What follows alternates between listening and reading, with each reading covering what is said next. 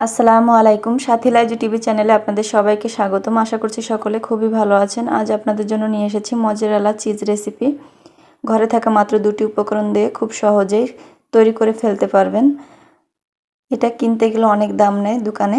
আপনারা ঘরে থাকা মাত্র দুটি উপকরণেই খুব সহজেই তৈরি করে নিতে পারবেন মজারেলা চিজ।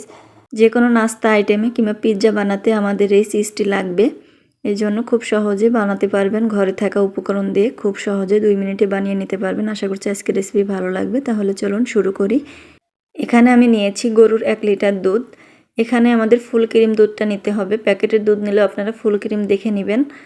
এখানে নিয়েছি আমি 1/4 কাপ ভিনেগার। আপনারা চাইলে লেবুর রসও ব্যবহার করতে পারেন, সেই পর্যায়ে লেবুর রসটা একটু বেশি লাগবে।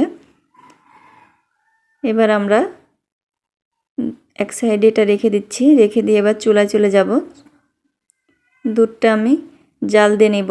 ঠিক 2 মিনিট মতো জাল করব, এর থেকে বেশি জাল করার কোনো প্রয়োজন নেই। 2 মিনিট জাল করলে আমাদের হয়ে যাবে। হালকা গরম হবে। হালকা গরম হলেই আমরা চুলাটা বন্ধ করে দিব। এমন গরম হবে যাতে একটা আঙ্গুল ডুবিয়ে রাখা যায়, ঠিক সেই রকম করে গরম করে নিতে হবে। দেখুন আমি কিন্তু ভালোভাবে গরম করে নিয়েছি, এক আঙ্গুল ডুবিয়ে রাখার মতো। এবার আমি ভিনেগারটা দিয়ে দিচ্ছি। এভাবে ভিনেগার দিয়ে এবার হালকা নেড়েচেড়ে কিছুক্ষণ নেড়েচেড়ে নিলেই আমাদের চিজটা কিন্তু হয়ে যাবে। দেখুন এরই মাঝে কিন্তু ছানাটা কাটা শুরু করেছে। অনবরত নেড়েচেড়ে ছানাটা আমাদের করে নিতে হবে।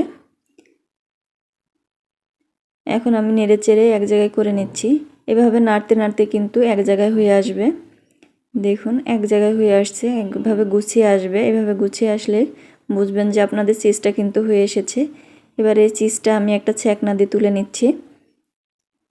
একটা ছ্যাঁকনা দিয়ে তুলে আমি এবার প্রেস করে পানিটা বের করে দিচ্ছি। এর ভিতরে যে পানিটা আছে সেটা আমাদের বের করে নিতে হবে। এটা চেপে চেপে বের করতে হবে। এবার আমি 2 হাতের মাঝে দিয়ে ভালোভাবে চেপে চেপে পানিটা বের করে নিচ্ছি। ঠিক এইভাবে চেপে চেপে বের করে নিতে হবে। দেখুন আমি কিন্তু ভালোভাবে পানিটা বের করে নিয়েছি। এবার এই পানিটা আমি আবার গরম করে নিব। সেজন্য দিয়ে দিচ্ছি এখানে 1 চা চামচ লবণ। লবণটা দিয়ে আমি ভালোভাবে মিক্স করে নিচ্ছি। মিক্স করে আমি 4 মিনিট মতো জাল করে নেব পানিটা।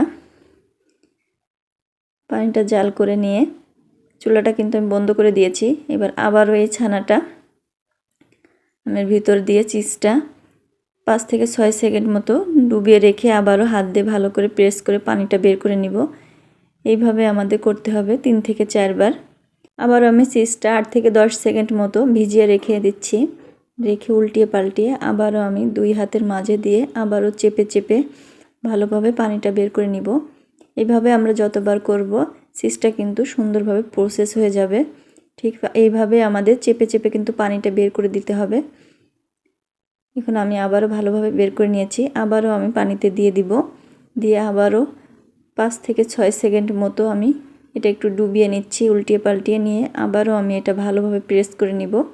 প্রেস করে পানিটা ভালোভাবে চেপে চেপে বের করে নিতে হবে আমাদের। ঠিক দেখুন এইভাবে চেপে চেপে 2 হাতের মাঝে দিয়ে চেপে চেপে কিন্তু পানিটা ভালোভাবে বের করে নিতে হবে। যত ভালো প্রেস করে বের করা হবে চিজটা কিন্তু তত ভালো হবে। দেখুন আমি ভালোভাবে চিজটা কিন্তু পানি বের করে নিয়েছি। দেখুন শক্ত একটা বল হয়ে এসেছে। এবার আমি নরমাল পানি নিয়েছি। নরমাল পানিতে আমি এই চিজটা আবারও 2 মিনিট মতো ভিজিয়ে চেপে চেপে নিব। এইভাবে নেওয়াতে কিন্তু সুন্দরভাবে প্রসেস হয়ে যাবে আমাদের চিজটা। দেখুন এইভাবে দেওয়ার পর আমি আরেকবার নিয়ে আবারও 1 মিনিট মতো করে নিচ্ছি। এটা ভালোভাবে আমি প্রেস করে পানিটা বের করে নিচ্ছি। দেখুন আমি ভালোভাবে কিন্তু প্রেস করে নিয়েছি। দেখে নিশ্চয়ই বুঝতে পারছেন কিভাবে করেছি। দেখুন কতটা টাইট হয়ে গেছে, কতটা সুন্দর হয়েছে।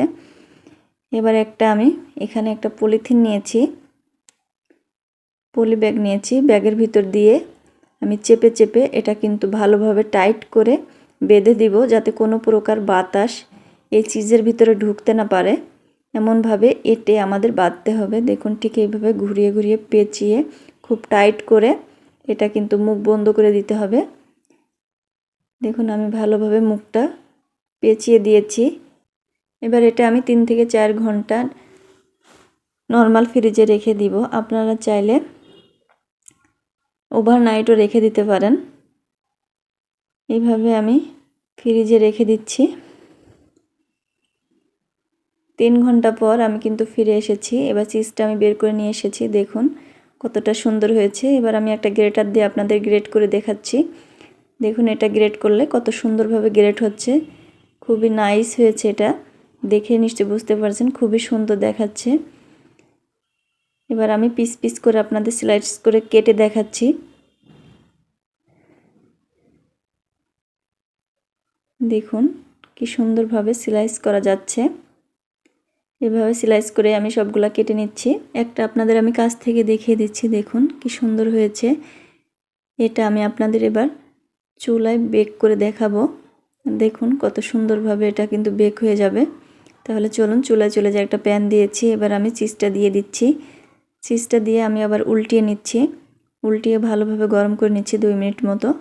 2 মিনিট গরম করে নিলে কিন্তু চিজটা আমাদের সুন্দরভাবে হয়ে যাবে। দেখুন কতটা পারফেক্ট হয়েছে। মাত্র 2টি উপকরণ দিয়ে কত সহজে তৈরি করে নেওয়া যায় মজারেলা চিজ। পিৎজা কিংবা যে কোনো নাস্তা আইটেমে আপনারা এই চিজটা ব্যবহার করতে পারবেন। আশা করছি আজকের হোমমেড এই চিজ রেসিপি আপনাদের কাছে খুবই ভালো লেগেছে। ভালো লাগলে অবশ্যই ভিডিওটি লাইক দিবেন, চ্যানেলটি সাবস্ক্রাইব করে আমাদের সাথে থাকার অনুরোধ রইল। এরই মাঝে যারা আমার চ্যানেলটি সাবস্ক্রাইব করেছেন সবাইকে অসংখ্য ধন্যবাদ। সবাই ভালো থাকবেন, সুস্থ থাকবেন। পরবর্তী রেসিপির আমন্ত্রণ জানিয়ে আজকের মতো বিদায় নিচ্ছি। আল্লাহ হাফেজ।